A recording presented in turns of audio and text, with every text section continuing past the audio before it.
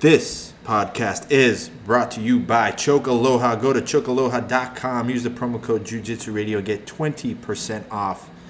Choke Aloha is a Hawaiian-based brand now in Seattle, right? They moved to Seattle. Yeah, Seattle. So cool for them because now it's even easier for you to get Choke Aloha gear faster and more sexier.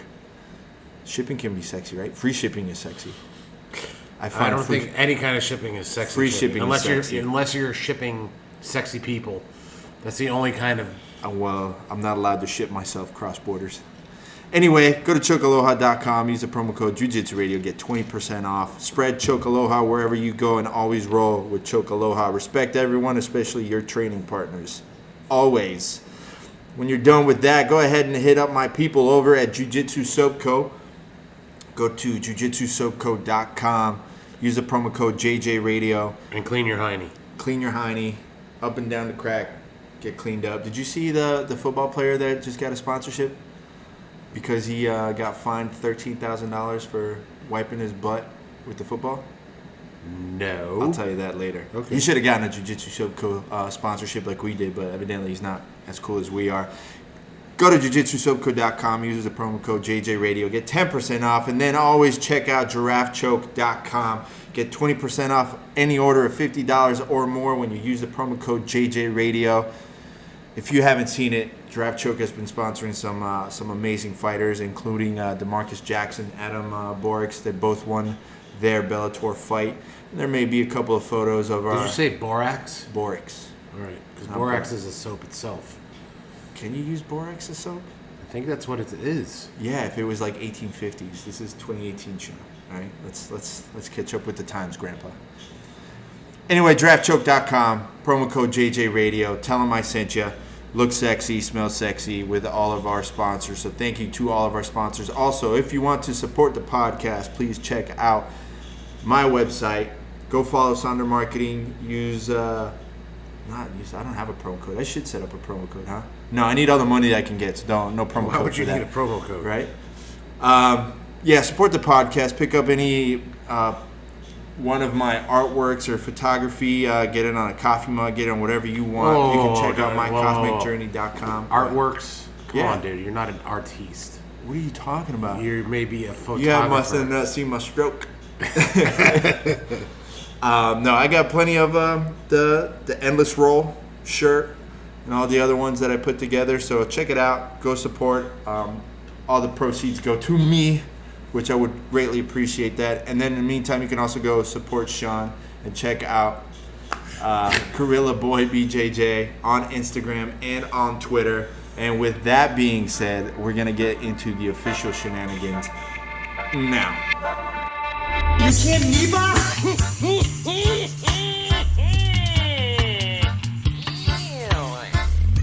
Here's the deal. I'm the best there is, plain and simple. I mean, I wake up in the morning, I piss excellence, and nobody can hang with my stuff. Get stealing, woo, wheeling, dealing, limousine right, jet flying, son of a gun, and I'm having a hard time holding these alligators down. Woo! Can you get off your phone so we can get this? Just fucking start talking, dude. I already did. I did, fuckface. I can be fucking multitasking like a motherfucker. I don't look at social media, so I'm looking at social media while you do your fucking shit to get this thing rolling. Hey, speaking of multitasking, it's been a crazy long fucking week, 2 weeks for me. So I got to catch you up on all the crazy shit that happened. Crazy. So I alluded to this last time we had the podcast, but basically what happened is some friends over at Karate Combat reached out to me and they asked me if I wanted to photograph their show in New York that was on top of the One World Trade Center. The one World Trade Center? Or it's or at One World Trade Center? At One World Trade Center, but I think it's called the One World Trade Center. Anyway. Who won World Trade Center? America won. Well. Remember that. We had to take a loss to get that win. But I just want everybody to realize that regardless, America won. We won. No. America. Yeah, thanks for blowing out the mic. America. So, yeah, it was basically 2 days, 3 days of no sleep. I left early in the morning, got there, went straight to work, stayed up all night editing photos.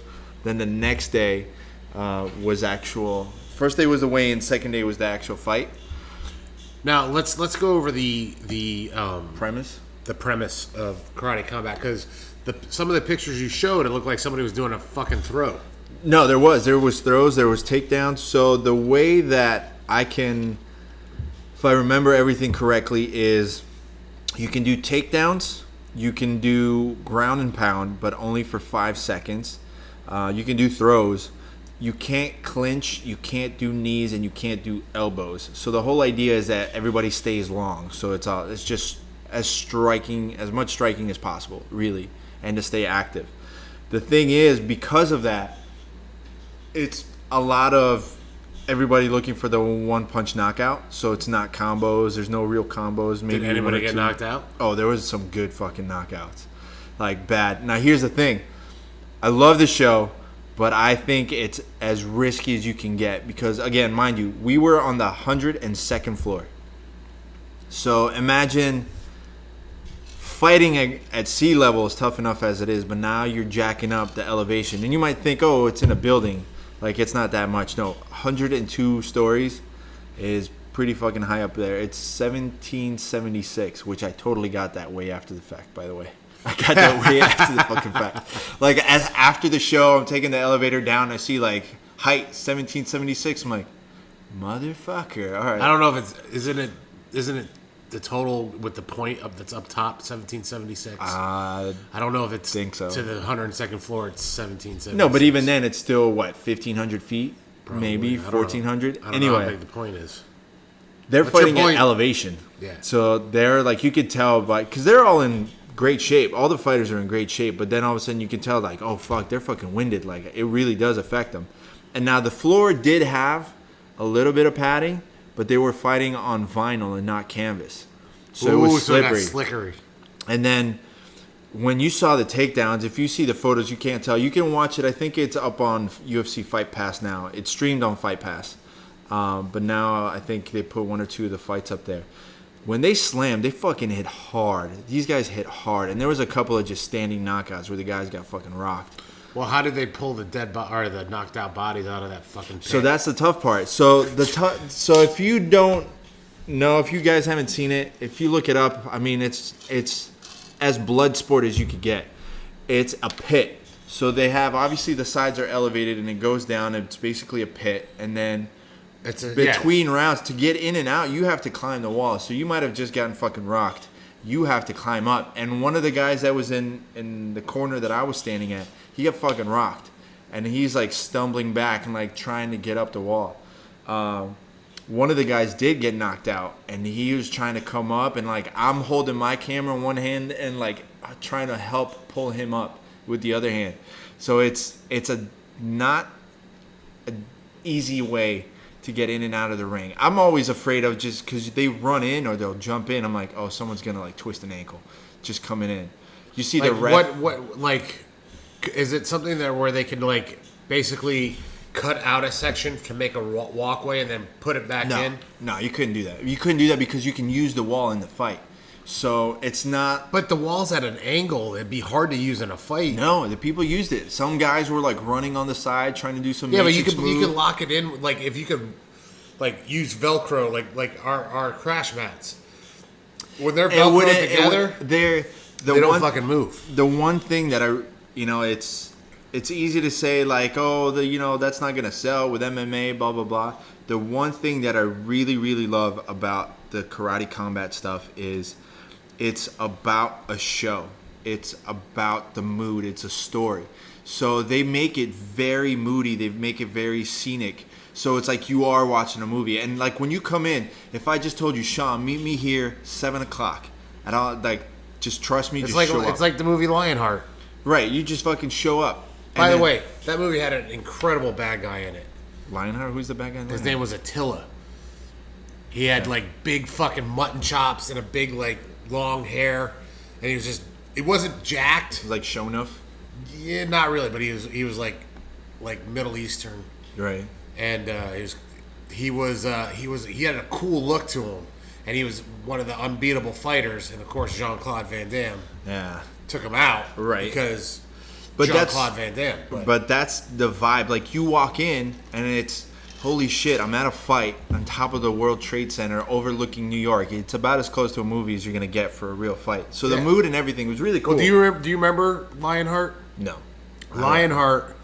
Was that like one of the later ones? No. It was pretty like before he got big, but right after, it was like right after Kickboxer. What it was is like they took people and they did fights, right? And like it started off with like homeless guys doing it for money, and then there's this underground high end fight club. Like what it was is all the rich people paid to watch like people go at it in different locations. Right. So this is a lot like it sounds. No, 100%. It's an awesome setup. Like, it's really cool. Oh yeah, I remember that. He's, you know what it is? That look is very much a Japanese anime bad guy look. Yeah. It's timeless. Yeah. That guy could be a bad guy today. So, no, the setup is really cool. It's awesome. But what I was gonna say is that you can't. It would take away from the vibe. It would take away from like the cinematic like style of them having to like come in, like run in and run out. To, but it would be more graceful than them sliding down. No, they still. You look pretty badass, like running in and like getting ready to fight. It's like some Mortal Kombat type shit, and it was a lot of fun, man. But it was the one thing that people don't realize because of what I do, and like obviously being on the road with bands and stuff like that. There's a whole backstage thing that happens that you never really realize. So for me, it was, okay, I have to be at the Trade Center at a certain time. I have no fucking clue where I need to go. It's not like there's going to be someone at the front door. So they tell me all these like secret passageways that I have to go to. They give you a password? Pretty much. It's literally was that. It's like I got a text that was like an essay saying, you will walk into the west entrance, make a right on the escalator that goes down the stairs, continue walking straight to the front door, hang a left, past this store, and then you will see a door with this logo on it. Go in there. It was a maze. It was like a secretive thing. And then you end up in the back end of the World Trade Center, and I have to go through all this other security. They make me like scan my case, my camera, all this other stuff. And then they put me in a service elevator. Going up 102 stories in the service elevator is not fucking fun. I'm just telling you that right now. Would it matter what kind of elevator? What's the difference between the service elevator? Well, the service elevator doesn't go as fast as the regular elevator. So it was just fucking know your role. Right, Eon. but the regular elevator is the touristy one with all the screens. That got me all fucked up. I was telling you, it's got screens like an inch away from your fucking face. And it's a great setup. It's a great like show. Imagine if you could hack that and put porn on. Oh, I'm sure you could. I'm sure you fucking could. Can you imagine in the middle of that? So all of a sudden there's just like some Jenna Jameson thing pops up. Oh, that'd be great. And you're surrounded by... What's the attendant gonna do? Like, he can't stop the elevator. Yeah, he's gonna be But on the upside, that elevator is super fucking fast. I went 102 stories in maybe 20 seconds, 25 seconds. It's nutty. I mean, I wish I could have like invited some people in to come see it, but it was a packed house, shoulder to shoulder, and I had a fucking blast. So thank you very much to everyone at Karate Combat that invited me out there and to go take photos.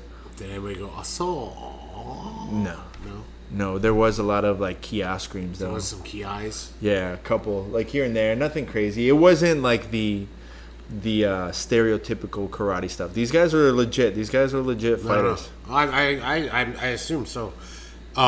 It's funny whenever I hear yelling at any sporting event. All I can think of. Do you remember Monica Seles? Yeah. Remember how bad she used to scream every time she hit the ball? sex scream like man. No, it was loud. It was ah. Yeah. And that's like the reason why they banned it.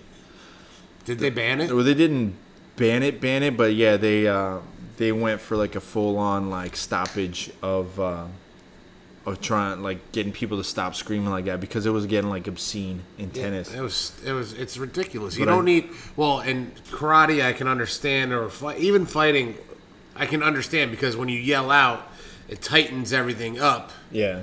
So, but you know what's funny is like I always think of the one scene from Team America when they're like fighting at the very beginning. He's like, Ki. I always think that. So anytime someone starts yelling, I just think that. I just yell that. Whenever I hear Team America, all I can think of Matt Damon. That's such a good movie. But anyway, yeah, the event was crazy. But there's one thing I was gonna tell you. I completely lost respect for Uber in New York. Oh, I hear though, Uber is totally terrible in New York because they're in a war with cabbies. That or too, something like that. But I've had, it's like the super shittiest. expensive. It wasn't that bad. It's a couple of dollars cheaper. Actually, it's a lot cheaper than cabs. No, but you get an Uber ride in New York is way more expensive than an Uber ride in Boynton Beach, Florida. Yeah, but that's different. That's just for different reasons. But it's still cheaper. It was cheaper for me to take an Uber to the airport than it was taking a cab to the airport. But no, I had the shittiest fucking experiences. So get this. So did you do the pool? No, listen. First one I did, like, I'm gonna go by myself because I didn't have time to go through the whole pool thing. The guy had no clue how to get to the tunnel. I spent 20 minutes doing a loop around the same block because he couldn't figure out where to go. Not only that. So wait. So the guy in New York doesn't know how to get to the World Trade Center. This was in Brooklyn, right? But I was in Brooklyn. But he doesn't know how to get to the World Trade Center. Had no fucking clue, right? So he had no clue where the tunnel was. So I did this loop. Mind you, this is the first time I've been in the backseat of a car in like 6 or 7 years. So like you start getting nauseous because you're not used to that. Roll down the window next time. Didn't happen. Didn't help like at all because he also had one of the worst fucking air fresheners of all time. So I get the worst fucking headache. Evergreen? No, it was way worse than that. It was like some cheap like dollar store like air freshener. I'm already nauseous. What did you give him? Oh, nothing. Fuck him. You didn't give him what? How many stars? Oh, I gave him like 2 stars. I was like, fuck that guy. I gave him like $1 tip. It was the fucking worst. Because like what was supposed to be a 15-minute drive took 30, 45 minutes. So I was like, whatever. On the way back, I'm like, I'm going to be cheap because it was a little bit expensive. It was like $30. So I jump into the subway, which I fucking love, New York subway. But the closest station to the hotel after that, I would still have to take a cab ride. But it was going to be like $10 instead of 30. So I get out of the subway, call an Uber. I'm standing on the corner. There's fucking nobody around, right? Uber is like sees me at the corner, flashes the light, get into his car, fucking chit-chatting. Like, and I did pool this time. Because like, whatever, it's cheap. I don't care. It's not that far. This girl that called him up also, like literally calls him up and starts flipping out. She's like cursing him out on the phone. He's like, what are you talking about? Like, no. She's like, you were supposed to pick me up. Why didn't you pick me up? You're like all like super far now. He's like, I'll come back. I'm like, whatever. I'm just going with the flow, man. So he goes to pick up this girl. They're arguing outside of the car, like I'm like in the trunk. I'm just standing there like a doofus holding my bag. And he pops his head into the car. He's like, hey, can you do me a favor? Can you check the app for me? I'm like, sure. And I look. I'm like, bro, did you just fucking cancel me? He's like, oh, yeah, you jumped into the wrong Uber. I'm like, motherfucker, you picked me up. Like, I have your photo right here. Like, because he didn't want to flip her off or, like, make her, like, freak out and curse him out and get, like, a 1-star, he cancels my fucking ride. I would have given him a no. Oh, but then you can't. So I was like, this motherfucker. So he literally kicked me out of the car. Mind you, we left already. I was like a mile down the street. He went back, picked her up, and fucking dropped me off at the same corner. And I still had to fucking pay. like $10. I'm like, you gotta be shitting me. So I had to call another fucking Uber. This guy had to be like 80. Another fucking stinky air freshener. Drives me to the hotel. I shit you not. I spent 15 minutes driving around this other loop because he didn't know where to make the right turn to pull in front of the fucking hotel. Could you see your hotel? I could. I finally said, dude, let me out. Let me out. I was like, fucking let me out. I'm about to throw up in your fucking car. I was like, let me out. I'll just fucking walk it. As soon as I walk out, fucking nothing. Just, dude, I was so pissed. I was like, fuck Uber. I'm like, fuck Uber. I'm so over this. Like, if I'm at a club down in Fort Lauderdale or something and driving home, like, Well, Florida, no. Well, you know what, though? New York's on a fucking grid, too. It's north, south, east, west. Or I don't know if it's north, south, east, west, but... The numbers and street names, are on a grid, but the city still gets kind of fucking weird because you got to remember, they're just putting buildings wherever the fuck they can. So, like, some corners will be, like, huge. Other ones will be just a little thing. Honestly, though, the coolest part out of the whole thing was in Brooklyn, and I'm pretty sure I found a Bansky painting. Did I say Banksy, not Bansky. Bansky. No, Banksy. Banksy. Same thing. No, there's two different people. Bansky. That sounds like an insurance salesman. No, Bansky. It sounds like Bansky car Insurance. salesman. Car salesman. Anyway, I found one of the paintings, but I couldn't find anything online that says like anybody else spotted it yet. So it was cool. Did you eat pizza? So why'd you fucking have to ask that? Because. So I got back at like, I want to say like 10 o'clock or something the first night. Nothing's open. I was in the middle of nowhere in Brooklyn, in like an industrial Brooklyn's section. supposed to have the best pizza on the planet. Not where I was. I was in Red Hook, so it's like a little like industrial section. You hear that, Red Hook? He's saying you guys got shit pizza. Yeah, they do. But the pizza place was super cool. I get the that was the only thing that was open, so I ordered a pizza, and it was like I got the biggest one. Had like 3/4 of it that night, and then the rest for breakfast. And it wasn't that good?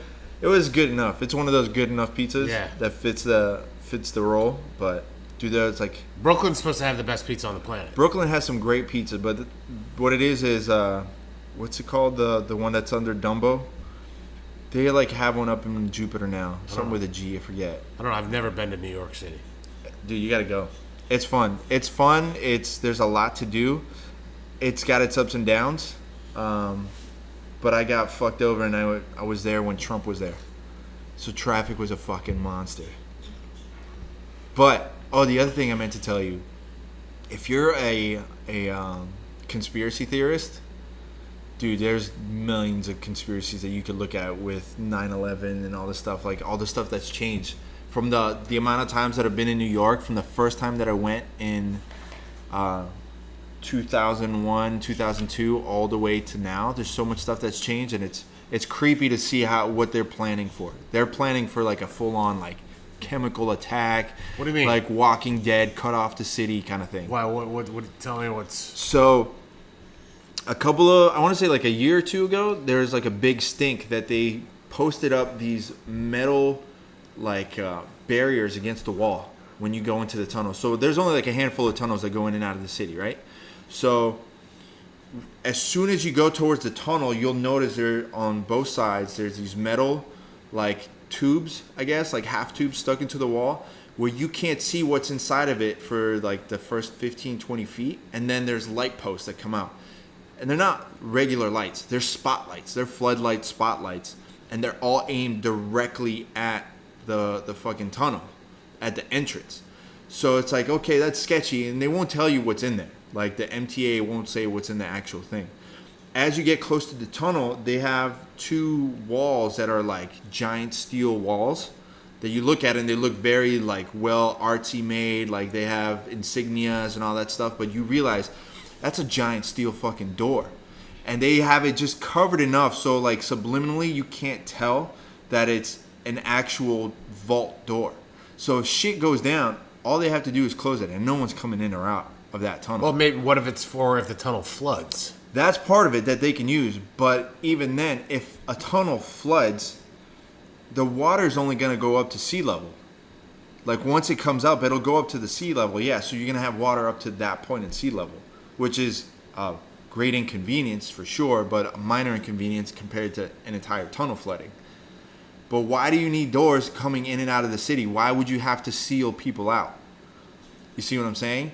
So it's super sketchy. Like you have to look at it. It looks very nice, but it's the same as like the airport in Denver with like all the paintings on the wall. Like I heard there's some kind of shit with that stuff. You never seen it? No, I've never been to Denver. Dude, what the fuck are you doing with your I've been everywhere on the East Coast. Oh, wow. I've been to Europe. I've been to California. I've been to Las Vegas. I've been to Texas.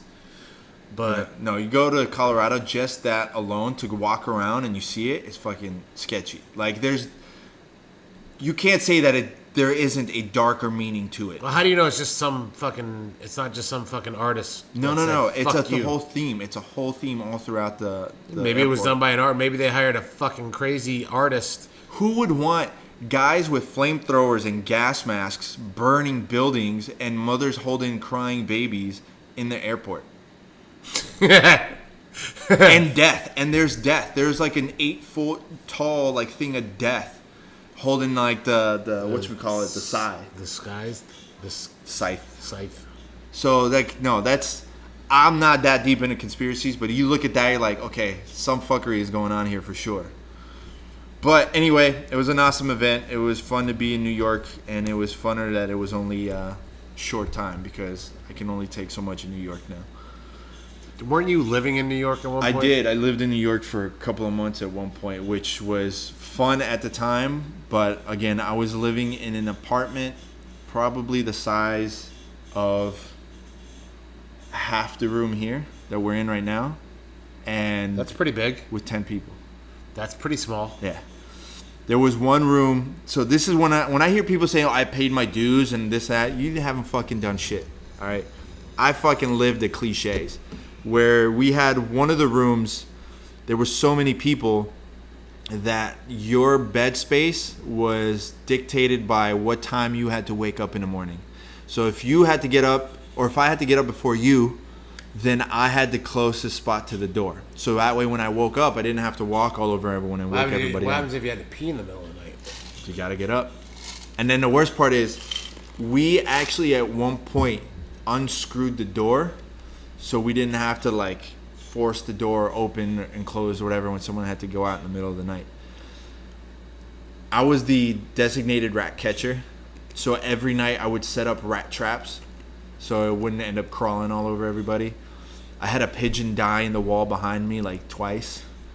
Yeah, dude, I live the cliches. Like it's not as glamorous as it might seem, but I had a fucking Cliches blast. of a famous place. No, cliche is the stories that you see on Spinal Tap. Those are all true. Most people haven't watched this. Spinal Tap. You watch this. Yeah. 99% of that stuff is true. It happens. It happens all the fucking time. So it's Drummers explode. yes, they do. They actually do. There actually has been one that like spontaneously combusted or at least caught fire. Well, let's speaking since we got onto music, kind of. Yeah. And since music does kind of drive, there's the tie between music and jiu-jitsu is, I think, is pretty heavy. I mean, very rarely do you walk into a dojo where they don't roll to music. Have you ever been? Yeah. Have you ever been to one where they haven't rolled? Yeah. There's like those are more the old school guys. They want you to just focus. Fuck that. That's Yeah. boring. I need some music. I need to hum. Clutch's new album came out. Oh yeah. A little over 3 weeks ago. How is it? It's incredible. But is it incredible because you're a Clutch fan, or is it incredible that it would catch people that? Well, are not? they've added a new part. They've added horns. Oh, so they went ska? No, they didn't go ska. Mighty Boss Stones? No, nothing like that. But they have a few songs that have horn sections in them, but it's like multiple horns, not like one horn or They two orchestrated horns. it, right. It's orchestrated a little bit. Right. And it's an incredible album. Is it as good as Psychic Warfare or Earth Rocker? Earth Rocker is a good fucking album. Earth Rocker is a great fucking I album. wish you could have been there for that show in Orlando because Yeah. that was a good show. Yeah. I got some good photos. I still got I saw them, videos. but I did see the Earth Rocker down here. Yeah. At what is it now? Fucking Revolution. Yeah. Yeah. You know what's funny? I actually was thinking about this the other day, and I wanted to talk to you about it. Because you and I like have rolled so many times, and every time there's music playing, we always like joke around and like start singing or whatever. Like, and I think it's really only us that do that often. Where if it's like a good song, you start like singing the lyrics while you're rolling. What would be the best song to sing while you're competing to throw off your opponent? Like, what song would you like? Would you ever do that? I would never do that, but let's say it wasn't a serious tournament. It was like a serious tournament. I might maybe My Pony. That'd be a good one. That'd be awkward. That'd be awkward. But would you do the bow, just to like? That would be a good one. I would do the Whisper song. Careless Whispers? No, the Whisper from the Yin Yang Twins is like, "Hey, little mama, let me whisper in you." I don't know that song. Oh man, that'd be like funny. He's like, what's he say? Is like, or George Michael father figure. Yeah, that'd be creepy as fuck. That'd be so creepy. What about like I would do like Prince, like When Doves Cry. Yeah. I give you credit. What if you had to do like one of those like 10-minute like tournament rolls and you just sing like all of Purple Rain and then like you start like humming like the guitar solo too. Like yeah, you kind of have to give someone credit for that. That's good cardio. It's good cardio, but here's the thing. I have a theory when it comes to music. If you're humming or singing music while you're rolling, you're not thinking about what you're doing. And if you're not thinking about what you're doing, that means you're flowing. You're more subconscious. Well, there's another way to look at that. So studies have shown that if, for like singers, right? So the problem with singing is that it's fairly intangible. So when you're trying to sing, it's hard, or learning anyway, it's hard to really learn where to put your vocal cords to make certain notes. So they created what's called solfege. And solfege is a hand signal for every note. So like when you hear people say do, re, mi, fa, sol, like that's old school scale, you put a hand signal to all that. So it's almost like you're doing whatever, sign language. So adding that physical aspect to it helps you learn where you need to be vocally. So I think for training wise, it's probably the same thing like you said. If you're used to having that song while you're rolling and then you're having it going in your head, you probably are going to perform a little bit better because like you said, you're not thinking about the motion, you're just flowing. You're letting your, because here's the thing. I tell this speech to all my classes. I'm like, look, what makes me better at jiu-jitsu, better at jiu-jitsu than you at the moment has nothing to do with what I know. Even though I know a lot, I understand I know a lot. I'm a black belt, I know a lot. But it's not what I know. It's what I don't think about that makes me better. I don't have to think about what to do next. Yeah. I don't have to think that far ahead because my body knows where it's going. My body knows where this roll is headed, and I'm going to get there. And so if I could be on automatic pilot, that's like that's the best way to go. Anytime, for sure. So. That's why when I know when I'm singing and I'm feeling the music, I'm not thinking about what I'm doing. I'm just rolling. That's when I have my best rolls because I'm not thinking. You know what's funny? One of the best lines I ever heard. Remember Dieter? Dieter from Jocko. Yeah. So Dieter was telling me a story one time where he was trying to teach a class. I want to say it was a jiu-jitsu class, and he got some like newer guy come in. And he was asking him all these questions or saying this is wrong. Like, oh, well, do you know how to do this and do that? Like really kind of being like condescending to Dieter. And he got so fed up with it and he said, listen, man, I've forgotten more about jiu-jitsu than you know. So I'm pretty sure I know what I'm talking about. Just fucking shut up and do it. Mm-hmm. I thought it was a hilarious line. Like, it really is true. Like, there's certain things like when people come up to you like that, it's like, I've forgotten more than you fucking know right now. So shut the fuck up and just do it. But there's I'm kind of pissed too. I missed a good concert because of missing the podcast. It was 2 weeks ago. I missed Scorpions concert. Yeah, I really don't have a desire to see 70-year-old Germans run around on stage. I definitely want to see it. They were like one of my like early influences in playing guitar. But speaking of jiu-jitsu, I want to give a quick shout out to Gilbert and Herbert Burns. Gilbert won the Gracie Pro match against Sergio Moraes. Yep. He had a really good takedown at the very end. It was definitely a tough match, which funnily enough, I texted him today, and I was like, so how cool is it to be standing on the winner's podium next to Derere? Like, he's like, yeah, no, it was a lot of fun. It was really cool.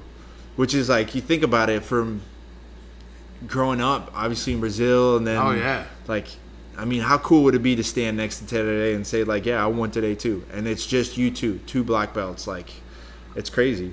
But then Herbert got double gold in the Dallas Open, so shout out to them two for kicking ass this weekend. Today, that story is, it's like, it's such one of those tragic, like, but now it's turning into a comeback story, which is kind of rad. But oh, for sure, if jiu-jitsu was more popular in the mass public, Teddy's story would be primed for a movie. It would be the Rocky, or I would say Rocky 4 of jiu-jitsu. 3 or 4. 3 is the one where he lost it. Do they really have any different plot lines? Of course. What's the first one? He was trying to make it. Second one, he was trying to prove himself that he won the first fight. Third one was he lost it all to Clubber Lang, right? He lost the Eye of the Tiger. That's what I'm saying. It would be like 3. 4 was Drago. Yep. 5 is just a worthless piece of shit. No, dude. Everybody sleeps on 5. No. But Tommy the Machine Gun. Like you said, I fell asleep. But if you look at it, that's kind of like the beginning of MMA, right? He did a little bit of like grappling in that. Yeah, one. there was like the street fight at the end of that. Yeah, there was wrestling. There was some wrestling going on in that. That was 1991. Was it? That movie came out. Rocky 5. So speaking of grappling, the big news that you and I were kind of talking about, they finally released the brackets and the teams for Quintet. So Quintet 3. These are some crazy. Now Yeah. I've been reading a little bit on it myself. There are some crazy shits coming out. Yeah. So crazy teams. We talked a little bit about it with Carlos, right? When Carlos was here. So Quintet is a cool idea put together by Sakuraba, and the idea is that you have teams with an allotted weight amount, and you get to pick whoever you want within that allotted weight. So obviously you kind of have to spread yourself around. They announced the teams. So do you want to hear them? Because they're let's see. I got for Team Sakuraba. There's obviously Sakuraba himself. Who's that? Kazushi Sakuraba. Who's that guy? Sakubaba. What's that guy from? Did I show you that? Were you there that night? No. So one of the UFC fights, Sakuraba was sitting there like cage side, and they pointed the camera to him. I'm sure I still have the video. And the announcer is the British dude that does the shows with Dan Hardy. He had no clue how to say Sakuraba's name. He's like, Kazushi Sakubaba. He's like trying 2 or 3 times, and finally he's like, oh, he's a legend, mate. All right, so it's Sakuraba, Josh Barnett, Marco Souza, Roberto Satoshi Souza, and Daisuke Nakamura. So that's a pretty solid fucking grappling team right there. But that's going to be more leaning towards catch wrestling more than anything. Then you have Team Alpha Male, which is obviously Uriah Faber. And then they have Dustin Ekbari, Mancher Kira, Kelly Anunson, Antoine Jaoud. I don't know any of those guys other than Uriah. So I know somebody's over there like, you dummies, you guys don't fucking know who that is? Yeah, I don't. Go fuck yourself. Team 10th Planet, you got Gio Martinez, Richie Martinez, which that right there is fucking going to be crazy matches.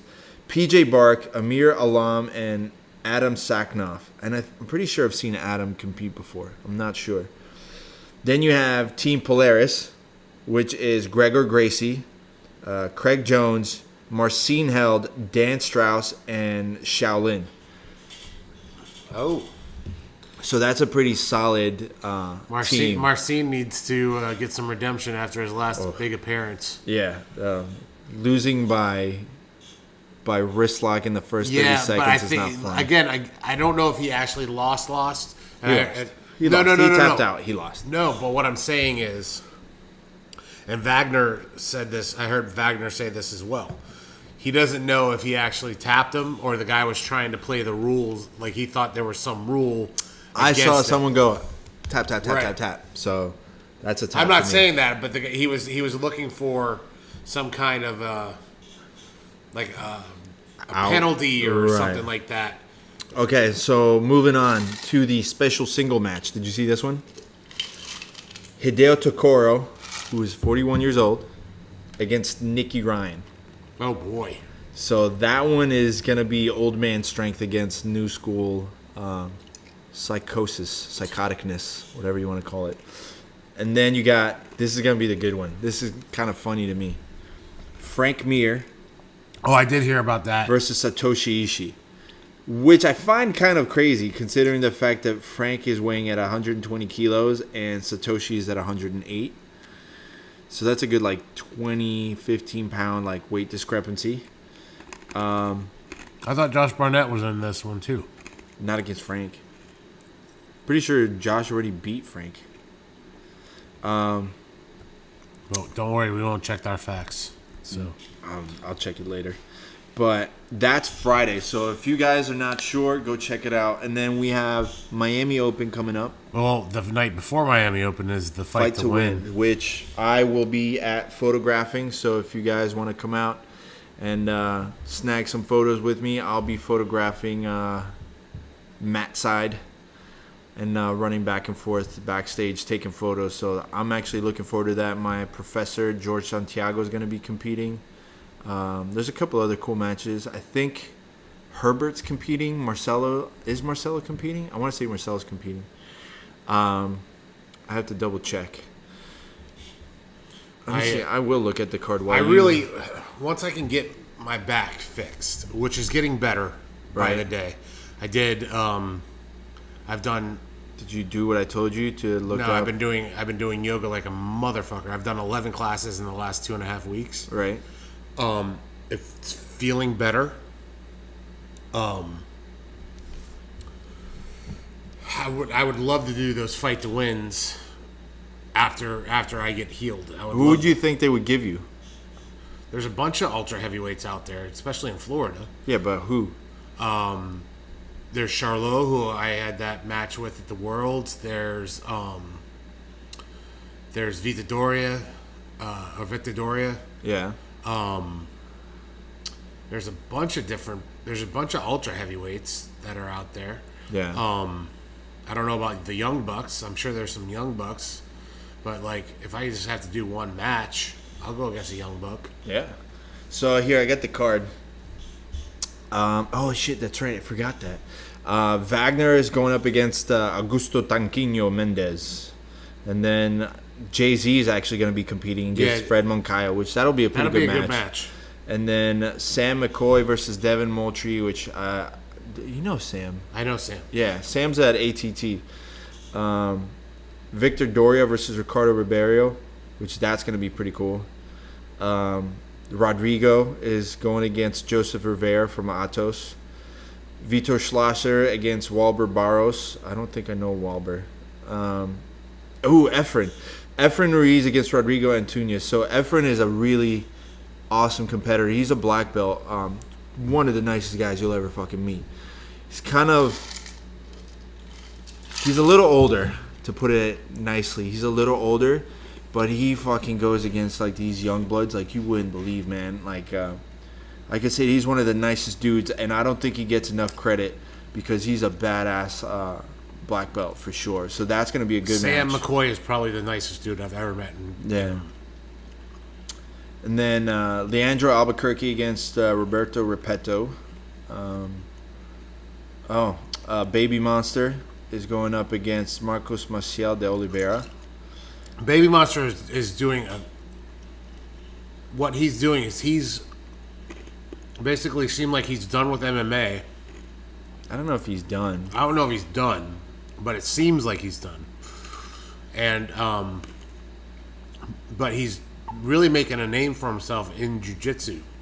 And his judo is leading the way. I don't know if he's making a name because I mean he's been around like he's had he's just being more active again. Being more active, yeah. In this era, like I've seen him do a lot of competitions lately. Yeah, we got Mateo.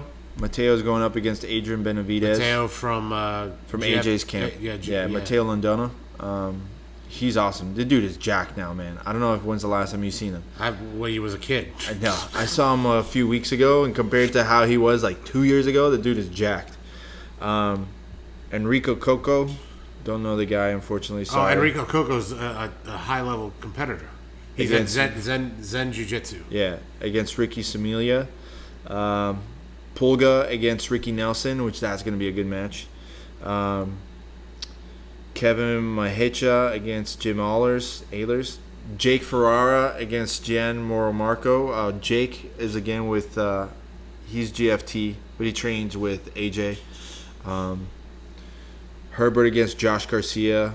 Adam Ferrara against Rodrigo Diaz. Who else do we know that's on here?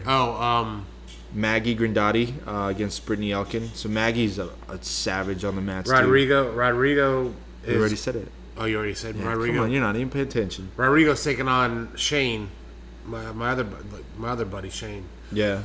So that should be interesting. Let's see who else we got. There's a huge card. There's going to be a lot of people out there. Yeah, it's almost like it would almost pay to go out and like go down there on Friday and stay down there. It is on Friday. No, I know. Oh, for Miami to Open. Go to the Miami Open the next. That's what I'm gonna do. Oh, Kevin Granados is competing against Augusto Arneson. Kevin is he's pretty good. He's from Christian Carvalho. Yeah. He's done a lot of the grappling stuff for XFN. Yeah. Yeah, it's going to be a good card, man. I definitely suggest that if you are here to go and watch it, and if you can catch it on Flow Grappling, catch it. And then screenshot every time you see my sexy face. You taking pictures? Yeah, I'm going to be there. I mean, I'm pretty sure I said it like 10 times already. I'll be there, and then I'm going to stay there. But are you working for them? No, not for them. Okay, I'm going to go there to take photos for me. And actually, no, I take that back. I'm going to take photos for All Day BJJ. So if you guys don't follow All Day BJJ, it's 24/7 BJJ on Instagram. But alldaybjj.com is a jiu-jitsu blog. And they featured some of my work before. They put my photos from the Shoyoro World Clan camp that they did a couple of years ago. The last Fight to Win, and some other stuff. So thanks a lot to All Day BJJ. And then the next day I'll be at the Miami Open, so I'll be working that all day. Are you taking pictures for anybody? Anybody hire you? Yeah, I got like 1 or 2 people that hired me out to do it. And so I still got 1 or 2 slots open if anybody wants me to get their photos. The sooner you get it, the cheaper it is. Otherwise, I'm charging. Last minute is a bitch to like try and fit people in and making sure that they got the matches and stuff set up. So first ones get priority every time. So it's going to be a long weekend of jiu-jitsu and editing photos. I'm actually looking forward to it. You going to go down there? I don't know about Fight to Win. Obviously, it's we'll see. Tickets are kind of expensive for my. It's worth it though. It's actually I understand that. It's just looking at the seating charts and all that stuff. I don't know if it's like, where I'd want to sit is, it's pretty expensive. Not that I don't want to pay that, but it's like, why don't you join in on the table for George's? Because we're all getting the table for that. Well, they are anyway. They are. I don't know. Jump in on the table. Make it cheaper. That's kind of. I don't want to say dick. Why? I don't want to jump in on the XL party. Why? You're friends with everybody. Yeah, I know, but at the same time, it's like there might be. I don't know. Maybe we'll see. You're friends with everybody. Are you really gonna pull? Oh, they're a rival school. I don't have a rival school. All right. So then, what's your fucking issue? I have no rival school. No, what's your major malfunction? It has nothing to do with that. I just don't want to. You don't jump in on somebody. Hey, can I jump in on your party? Why not? You say, hey, I heard you guys are getting a table. Can I grab a spot? That's just not my style, dude. Well, we all know you're like a style. I mean, why not? Oh, by the way, did you watch Predator yet? Oh, the new one? Yeah. No. Oh my God. It is a fanboy, like, just quote fest. Was it good? It was good for what it was. It was good for an action movie. I think as someone who wanted to get into the film industry and actually looking at the structure, it was utter dog shit. Well, it was written by the same guy that wrote the first one. Right. So without giving it any spoilers, I love the fact that they use the original music, or like they reorchestrate. Yeah, like yeah, it's like, and they play it perfect. They set it up. A lot of the shots, they were very similar to the original, and then they threw in like a couple of like the quotes, the memorable quotes here and there. I think that there's, in their attempt at fitting in under a certain mark, time-wise, they kind of shat on a lot of the storyline and a lot of the... How much longer do you think they would have needed to make it the story it needed to be?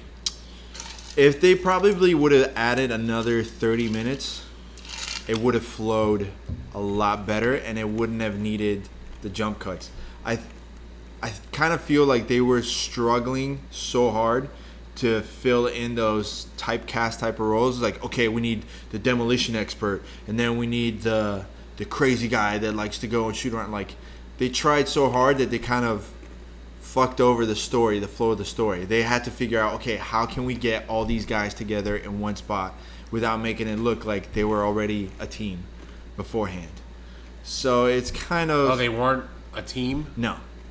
Spoiler alert. They weren't a one team to begin with. That's kind of stupid. Yeah, that's what I'm saying. When you should have been a team first. But I give you the best line out of the whole fucking movie. And it came from... what's the guy from Key and Peele, the bald one?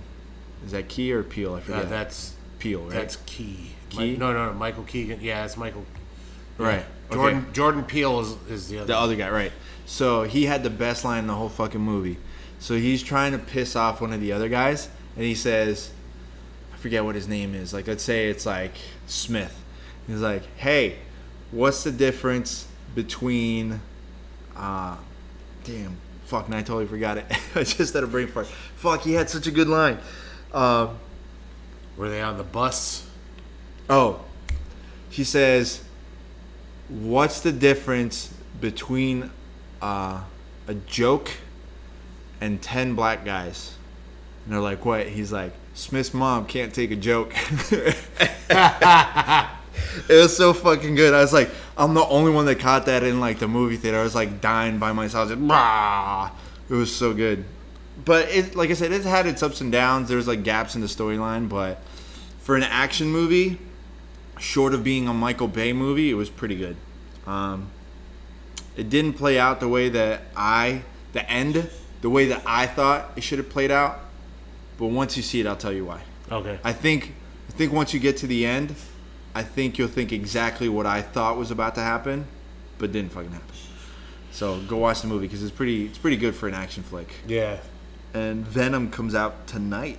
Is it tonight? Yeah. Here's the thing with that Venom movie. One, I love Tom Hardy. Like physically, love him. No, I've never physically loved him, but I love his work. Right. Two, I love the character of Venom. Three, the CGI, some of the CGI I've seen sucks. Which one? Like when opens up half his face. Half, yeah. It was terrible. Yeah. It looked like fucking CGI. It looked like fucking at least 20 years old CGI, if not 15 years. But you got to remember the ones that they use for the trailer aren't the finished product ever. Do you remember in the last Spider-Man? Which one? The one with the kid? Not the Tom. Not Tobey Maguire? Not Tobey Maguire. Then I didn't watch it. The Andrew Garfield one. Didn't watch it. They did a. They put. Who's the guy in the movie Sideways about wine? I have no fucking clue. He was also in Private Parts. He played Pig Vomit. I have fucking no clue, dude. I remember Private Parts, but I don't remember who you're fucking talking about. He's a guy. You know, he's a well-known actor. Can't remember his name off the top of my head. But he became the Rhino. The Rhino? Oh, right. And there was a scene at the end where he was in this mechanized rhino suit, and it was terrible CGI. The worst. All right. So that's what it reminded me of. And I'm like, this is kind of Stupid. poopy. Yeah. It's kind of poopy. Well, a lot of people are ripping on it because of, like, they're saying it was like a shitty storyline, and because it's Venom, it should have been more violent. Like, it shouldn't have been a PG-13 movie, which I agree. I think even Tom Hardy said it. Like, if you're gonna do Venom, you have to do Venom right. Yeah, you have to do Venom right. Venom, like, Venom isn't Carnage, Yeah. so it doesn't have to be, because Carnage was a mass murderer. Yeah. Who do you think would play Carnage? Well, he's Irish. Can you imagine if they got Conor McGregor to play Carnage? Yeah, Conor McGregor, because Carnage is kind of like built like Conor, too. Do you think he would have the acting chops to pull it off? I don't know. He's pretty fucking good on the mic. Yeah. He's very comfortable in front of a camera. That's all. How good would that be if Conor just fucking does this fight, just does maybe one or two, retires, and just fucking plays Carnage? Be interesting. That'd be fun. So I love the way our show fucking flows. Let's get on to this fucking Conor Khabib fight coming up this weekend. Which, by the way, a lot of people don't know that it's this weekend. What? Yeah, a lot of people don't know that it's this weekend. What? Yeah. Why am I saying? I wanted to tell you something else movie based. So that Halloween movie is coming out. Which Halloween movie? The newest one. What's the last one? Friday, the fucking Jason movie. Jason or Michael Myers. I mean, sorry, that's Halloween. Right. Never watched any single one of them. You've never seen them? I've never seen a single one. Do you know what one was the one I saw first? It was Halloween 3, that had nothing to do with Michael Myers. Halloween 3 is about these masks that kids wear, and then they watch a TV thing, and the masks like kill them. So it was The Mask and The Ring put together? Well, it was not even like that. It's like it was terrible. It was a terrible idea, and it had nothing to do with Michael Myers. So I can skip it if I go binge No, you watch cannot. it? You cannot skip it. Why not? You gotta watch it. Why? Because it's Halloween 3. But if it's got nothing Season to do, of the Witch. if it's got nothing to do with anything else, Because it's worth seeing, so you can go, what the fuck does this have to do with the Halloween Michael Myers storyline? and I also have never seen the Blair Witch Project. I've never seen I Nightmare Before Christmas.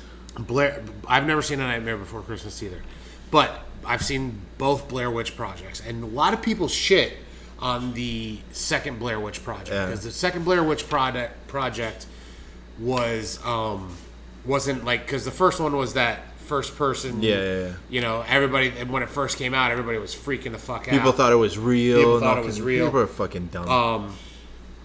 It was the beginning of the internet, Yeah. though, too. So it was like, it's easy. Like, that was the first viral marketing campaign ever. For a movie, yeah. Well, for anything. It's the first viral marketing campaign. I don't know if I believe that. On the internet, yeah. I don't think so. It was. But the second one, a lot of people... The second one, I think, is called Book of Shadows or something like that. Right.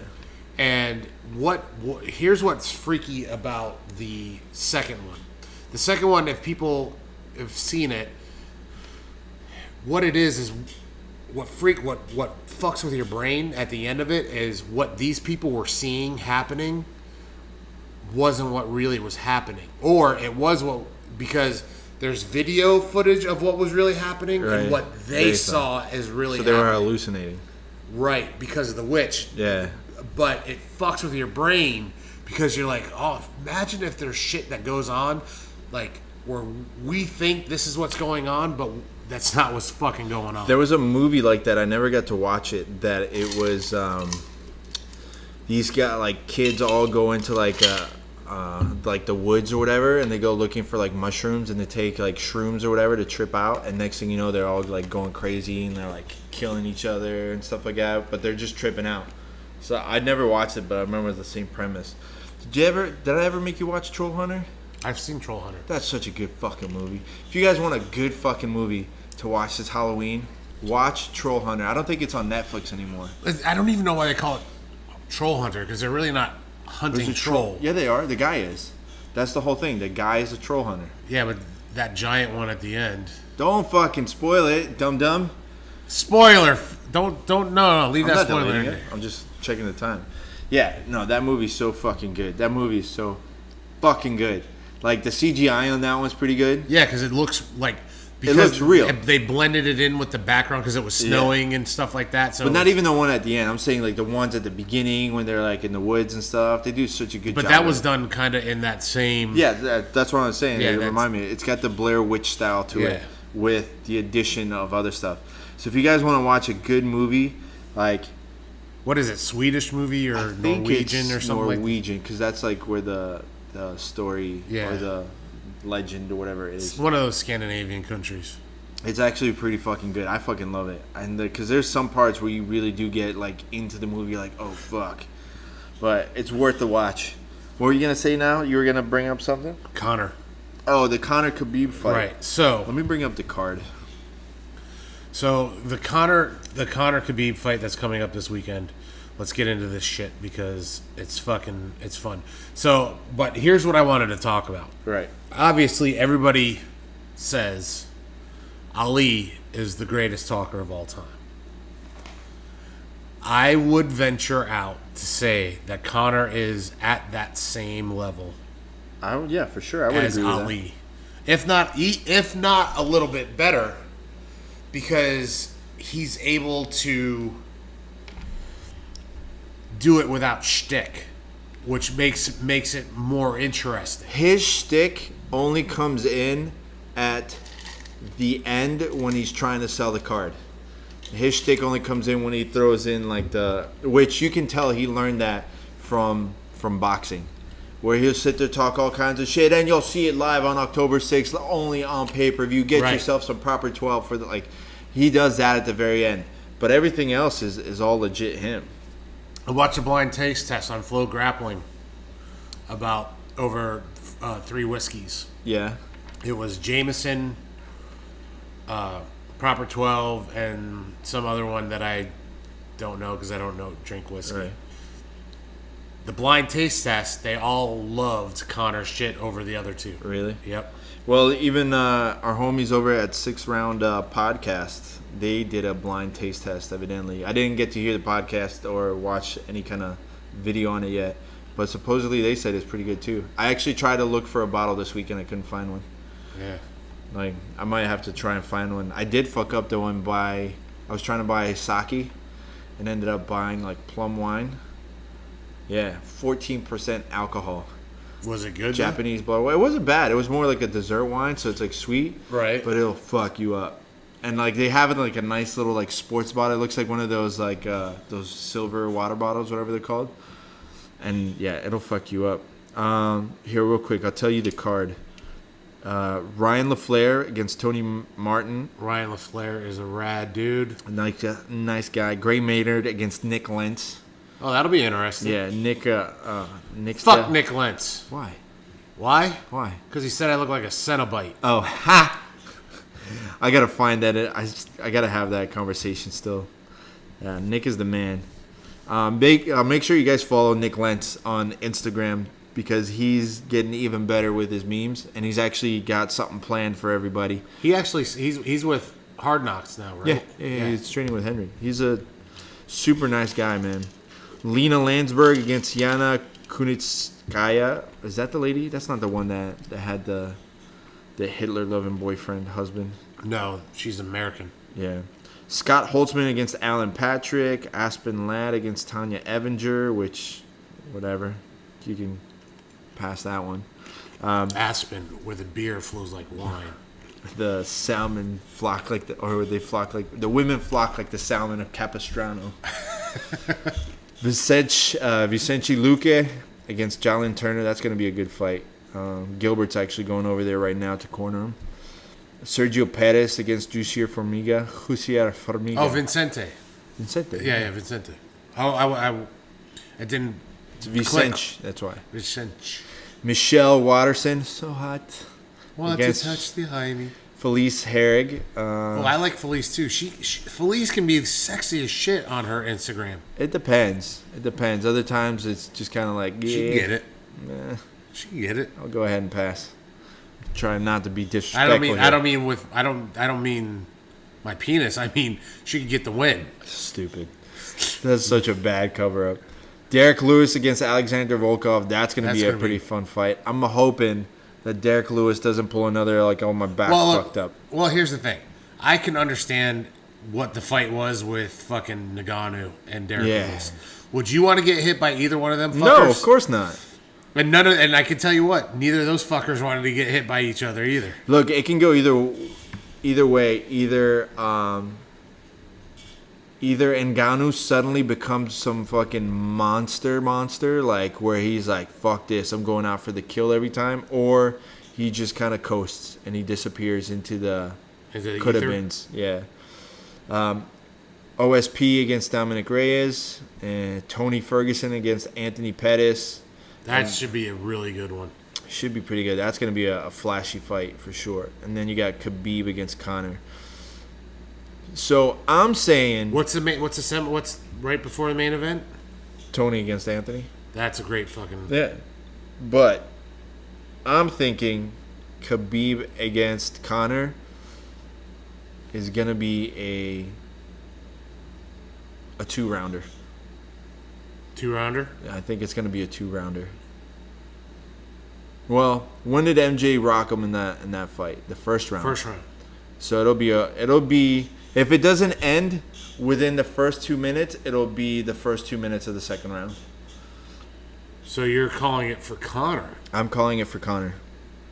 Very interesting. I am calling it for Conor. You know he's the underdog in this. I know. And he should be. He hasn't fought in 2 years. Hasn't fought in 2 years. We all know his grappling is definitely nowhere near up to par to Khabib's. We don't know that. I know that. You don't know that. I know that. You do not know that. I for sure. There is no way. Granted, Conor actually does have a much better grappling than people give him credit for. No, he's got high class grappling. Like if you watch, like there's a lot. Yeah, of things. but how many people have had high class grappling against Khabib? Jiu-jitsu or grappling? Grappling. Not many. The only person I Ally can think. Quinta. Right, but Al was stuffing the takedowns. He was stuffing the takedowns, but he still got taken down. He was still peppering the shit out of him. That's what I'm saying. But look at the level. You're telling me that Conor is the same level grappling? Not in wrestling. I'm not talking. Okay, in jiu-jitsu. So we have to. There's definitely two different schools here. Grappling is different from jiu-jitsu. Compared to what I saw in the Diaz fight, what did he do wrong? Flattened himself out, gave his back up super quick. So even though he was exhausted, he was exhausted. Not only was he exhausted, but he was rocked. What you do when you're rocked, you can't blame somebody for. I can't judge somebody's entire grappling ability off of. But do you know how many fucking armchair quarterbacks say, "Oh, he's got no jiu-jitsu. He got tapped out." Oh by yeah, Nate for Diaz. sure. No, but you can tell. Nate Diaz is an incredible grappler, number one. Number two, Nate Diaz fucking rocked the shit out of him. That's why Conor went for the shit takedown. Yeah. Because and he was so exhausted and rocked, he couldn't take him down. You can tell the quality of Conor's grappling / jiu-jitsu by one single move that he did. He did an awesome windshield wiper-like pin. I think it was against Dennis Seaver. It was Seaver? Yeah, I think it was Seaver. But just off of that alone, you can tell, like, it happened so quick. And, like, did he fucking do that? Only jiu-jitsu guys saw that and understood what he did. Yeah, no, the second I saw that, I was like, oh, this dude's legit on the ground. It's not a joke. It's not, like, as bad as they try and make it look. He's fucking legit on the ground, man. I mean, granted that... I'd say he's got way better jiu-jitsu than MJ. Well, I mean, that's not difficult to say. I mean, I love MJ, but yeah, he knows he needs to but work what I'm on saying it. is he's got better jiu-jitsu than MJ, and that's how I see this fight looking. Is Conor or is MJ and Khabib? Just Conor not jumping for a guillotine on. Conor is never gonna go for a guillotine. He's never gonna go for anything like crazy like that. I think it's just gonna be sprawls, hips to the face.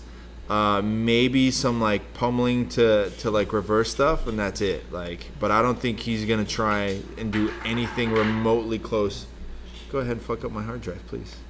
I don't think he's gonna do anything like remotely close to. Here you go. I think I found it. To engage in that manner at all. Yeah, and it's what it's going to come down to is if Conor is Dennis Seaver. Yeah. Yep. Yeah, he does a killer like windshield wiper like transition. Is if what I think it's going to come down to is Conor's cardio. Yeah. Because it's going to be Conor's cardio and Conor's sprawling capability. And what it's going to be? It's going to be Conor's cardio versus Khabib's chin. I think you can tell. You'll be able to tell how confident he is on his grappling by whether or not he's going to throw a kick, whether or not he teeps. Because if Conor throws a teep, then that means he's pretty confident on his level of what's going to happen. If he doesn't throw a teep, because if you throw a teep, you're just leaving your leg out there for Khabib, and he's going to gobble that shit up and go straight for the single leg, like without a doubt. But what if some crazy chance Khabib throws a fucking right hand and knocks out Conor? Anything can happen, dude. Anything can happen. It's a fight. But what if? I don't see Conor getting knocked out. He's never been knocked out before. He's been rocked for sure. Khabib obviously has never lost, so yeah, But that's not true. He has lost. I don't think he's lost. He was in undefeated. the UFC or like in his he's undefeated amateur. as undefeated as a professional and as an amateur. Yeah. See, that's the thing. That's the benefit. Conor has lost, so he doesn't have that fear kind of like looming over his head. I mean, granted, nobody wants to lose, but he doesn't have that fear of getting the one. Losing the 0 and getting the 1. I know it should be a good night of fights. I don't know where I'm going to be to watch it, but it's going to be a good couple of weeks of fighting. Between this and, you didn't see the fights. You never watched Glory Kickboxing, right? I've seen some Glory. Did you see Guto fight the other day? No, I didn't. Guto and Robin both lost. Not fun to see. But I mean, how did they lose? Trying to remember. I think they both lost by unanimous decision, and it was like 50-45, 50-45, like all the way around. I remember Guto, who's a natural 205er. Had to fight Derek Lewis in one of Derek Lewis's first fights. Yeah. That was like Derek fought against Matt Mitrione too. So I think that was afterwards. Yeah. You alright there, guy? You need to stop chewing on the ice. You're gonna die. Choking on the ice. Speaking of which, I wanted to talk to you about this before we go. So remember we talked about the whole finger sleeving? The guy that lost his finger. Yeah. Did you see what happened with the amazing sport of golf? With the girl got the ball of the eye? That exploded. Her eyeball exploded? Her eyeball fucking exploded, bro. Shut the front door. Yeah. I posted something like they I don't think anybody wanted to talk about it, but her eye fucking exploded. Well, it said she had a broken orbital bone. Right. Like, that's what you hear. But if you're getting rocked by how fast does a golf ball go? I don't know. It depends. 150? Depends on where. Faster, right? Well, it depends if it's a shank and it's right here, or if it's after. I think he shanked it. And I have no idea. So it's like the closer you are, the harder it's going to be. Let's see. Of course. But it hit her in the face. Or no, I don't know if she was. It shanked. But she wasn't right next to the tee. I think she was further down, and nobody yelled for her, and she got fucking railed by this ball. Oh, she's gonna make some bank. Well, they're saying that she's already contemplating suing. But my thing is, she should. It's your fucking fault. No one told you hey, why don't you come stand over here? Why don't you go pay $400, $500, maybe more, to go stand and watch someone play golf? And then not pay attention to the person that's fucking hitting the ball. Well, maybe they were. I don't care who you are. You're not going to see that golf ball coming at your face. When it comes off the tee, it's hard to see. It's saying the maximum velocity is 211 miles an hour. Using a standard of approximately 100 mile an hour club head speed, greater club head speed, blah, blah, blah, near 120.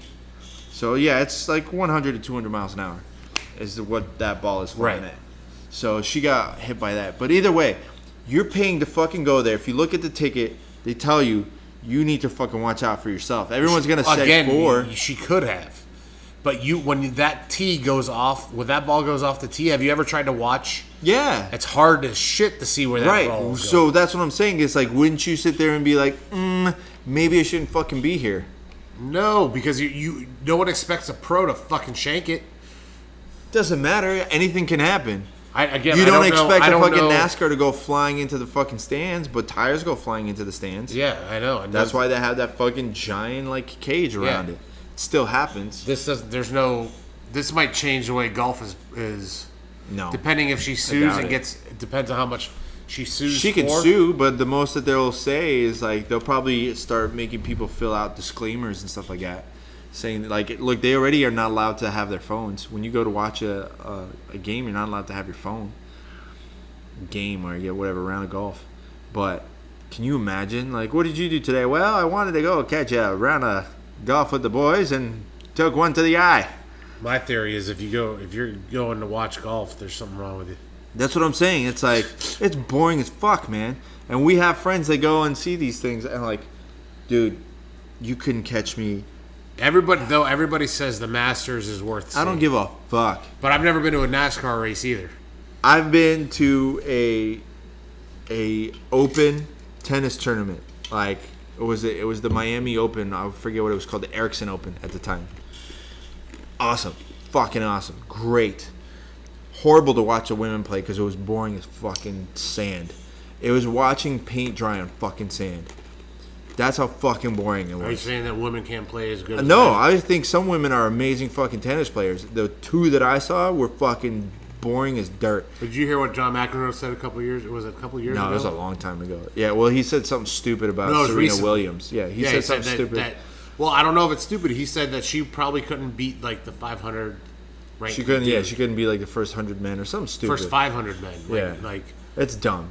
It's not dumb because you don't know. We don't know. I would put money that against the men, like Serena Williams would still be like top 10. I don't think so. I think so. And neither one of us play tennis. I know. That's got nothing to do. I would think a professional. Either way, it's boring as shit because it took forever. And then like 20 minutes later, after that match finally ended, 3 hours later, it was Roger Federer against some guy. Not even 45 minutes, and it was done. Like the guy just got run over. Like that's how good Roger Federer is. It's like why? Like if they were good and it was an exciting play, it'd be great. But it was just volley. Like okay, this is fucking boring. Like I'm not here for this. I'm here to see like a good grudge match. Like not just people fucking playing backyard tennis, you know. But I'm not gonna fucking walk around all day. I'm not gonna get up to the fucking green at 4 o'clock in the morning so I have a good seat and leave my fucking chair at the 18th hole so at the end of the day I have a spot. There's really no sport that's not better on TV. The only sport that I could say that's better live than on TV is baseball. Baseball is kind of boring on TV. Yeah, baseball is boring on TV. Football you see better. Hockey you see better, but hockey's cool. I like hockey games, but hockey is boring to me either way.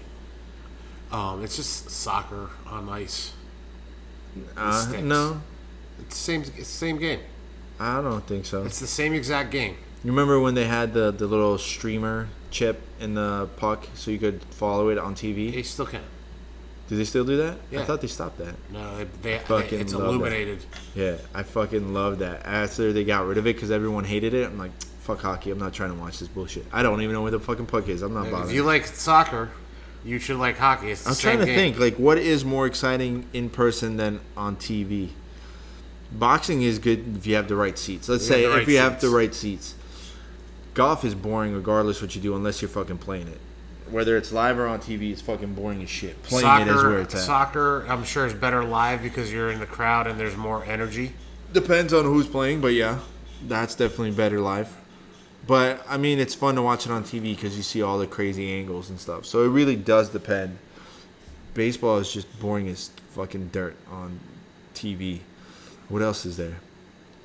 Surfing would be kind of cool to see more in person than it is on TV, but you're not gonna see everything. Yeah, you're not gonna see everything because depending on how far out they are, like you couldn't go and watch the Tahiti Pro because where Chopu breaks is so far offshore. It's like you got to be in a boat to see that shit. Yeah. Formula One is better on TV. It's fun to watch in person. Yeah, for the 30 seconds that you get. It's better. It's better than that because I mean, it's not even 30 seconds to be honest. It's faster than that. They come fucking flying. No, I mean like each lap, you might get 30 seconds of cars. Yeah, but each lap. It depends on where you are though, because if you have the right corner, there's certain corners obviously they're gonna have more action. So to be at the finish line is great, but let's say if you're in Monaco. The best place to be is not even anywhere near there. You could either be on the boats because everyone like lines up their yachts and you can see a majority of it, or to be in there's one corner that's like a hairpin turn, or right in front of the tunnel. The tunnel's where it's at. Do you remember the Monaco race when that dude came out of the crowd and whipped the one car in half with the lightning? And Iron Man, yeah. Yeah. And that's funny because I actually love that scene. It was like, oh, that's my favorite fucking track. And it's like, yeah, it was cool. But that's like, if you've never watched like Formula One, or if you were looking to get into it, a race at Monaco is usually like the best place to. You know what's funny is the number one Formula One driver is this black kid who's a Lewis gamer. Hamilton? Yes. Yeah. And he's a gamer. Here's the thing though, Lewis Hamilton is an amazing fucking driver. But somehow, and you're not into racing, so it's like it doesn't really mean anything to you. But if you watch it, he gets so fucking lucky, so fucking much, that it's insane. It's like, how the fuck does he get the breaks every time? But he is legitimately a good driver. But that's the question, though. Is it luck if it happens a lot? It's a mixture, and again, there's whole politics and stuff to it. It's a mixture of luck and money.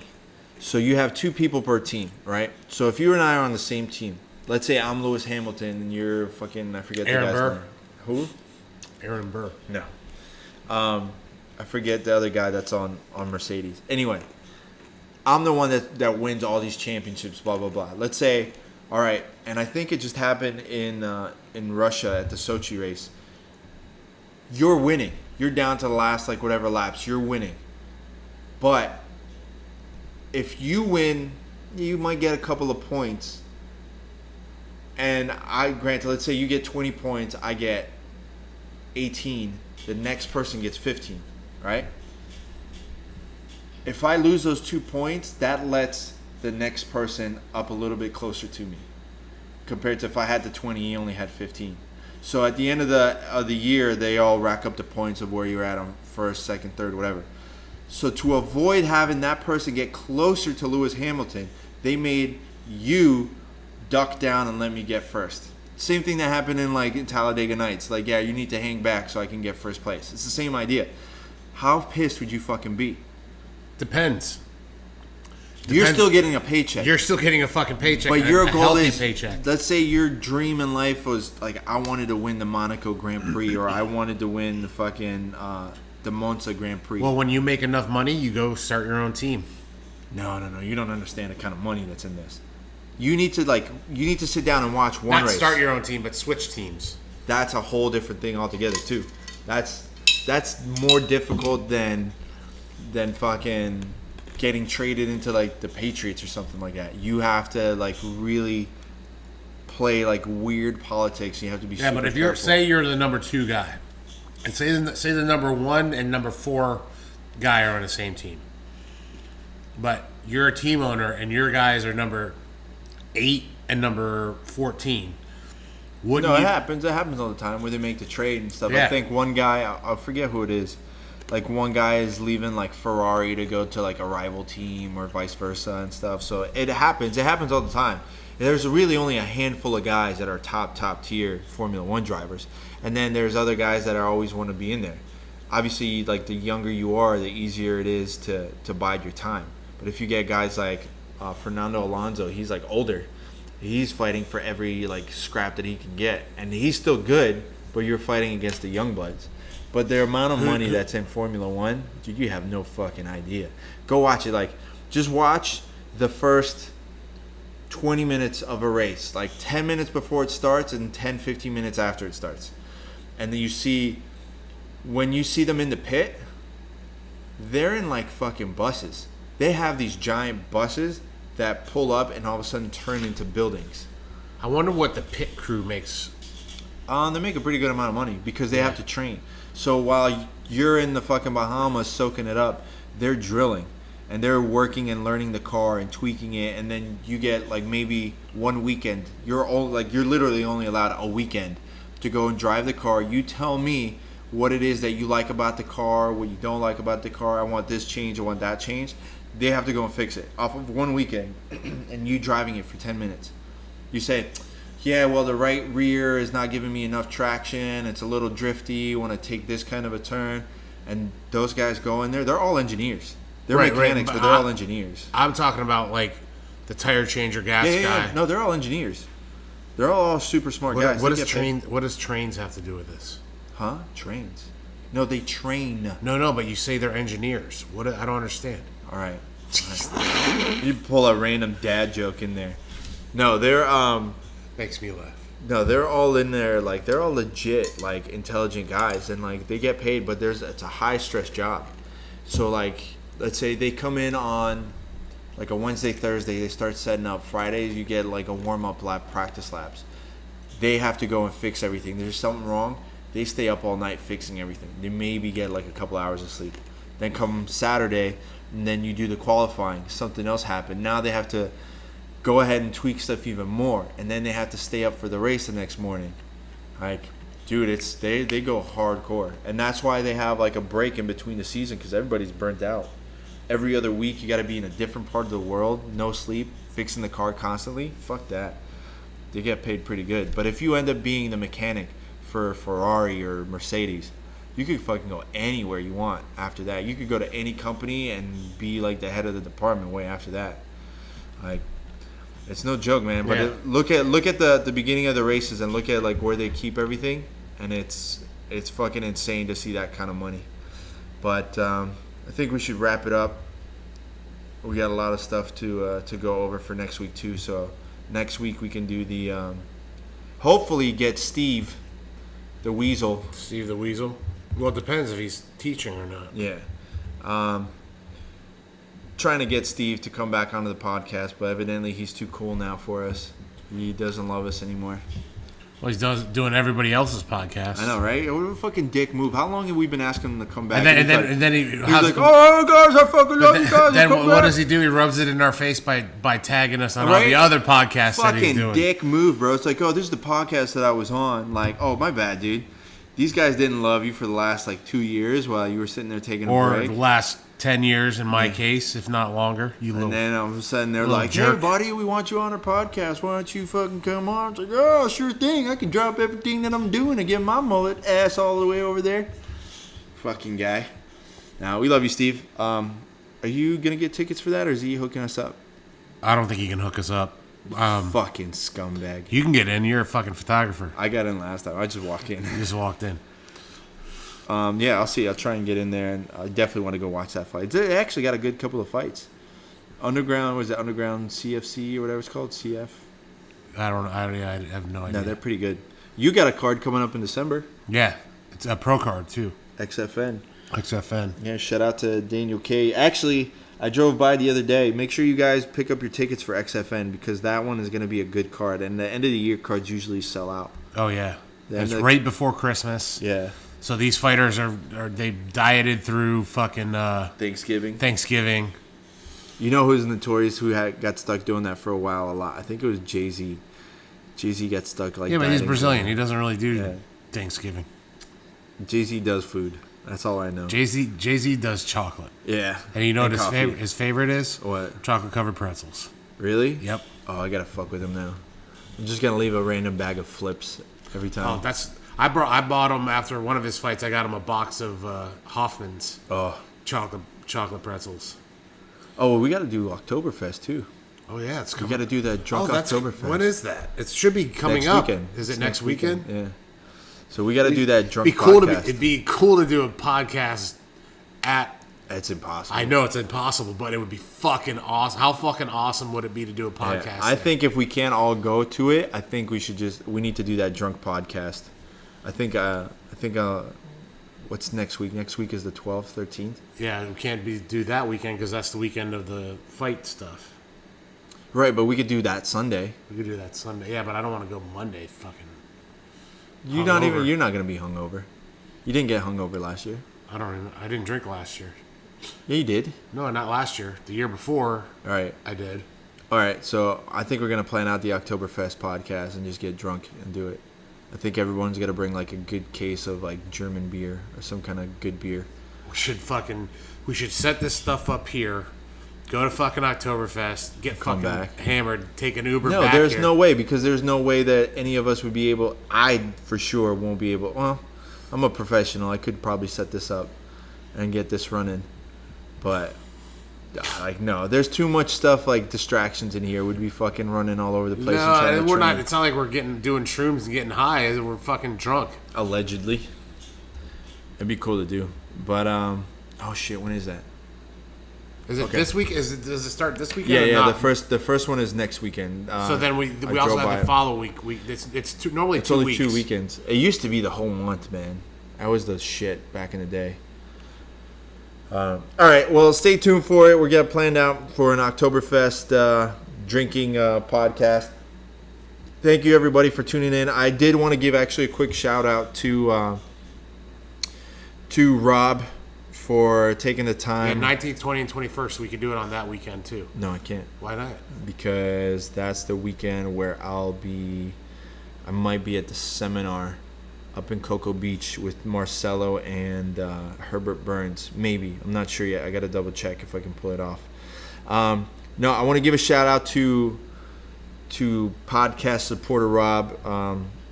He took the time the other day to come out and really give us a compliment on the podcast, and he's been pretty much a loyal listener actually since day one, and he's saying how much he enjoys it. So thank you very much, Rob. Thank you to this guy here on Instagram, Learn, Lift, Level Up. He actually took the time. I never met this guy. Took the time saying that he stumbled across the YouTube channel and the podcast, and he fucking loved it. So shout out to Learn, Lift, Level Up. Give him a follow on Instagram. Thank you very much for the compliment, for actually taking the time to say what's up and like the podcast. In the meantime, don't forget to check out all of our sponsors. Who are our sponsors, Shawn? They are Choke Aloha, Giraffe Choke, Giraffe. and Jit Soap Co. Jiu-Jitsu Soap Co. And be sure to follow Shawn on Instagram at GorillaBoyBJJ. Check me out on Sonder Marketing. If you guys want to see some behind-the-scenes photos of the Karate Combat event in New York, it's up on there. And check out the blog, mycosmicjourney.com. That's where you'll find a bunch of my stuff and more behind the scenes and all that other good stuff. So thank you guys. We'll catch you next time. Peace. You can't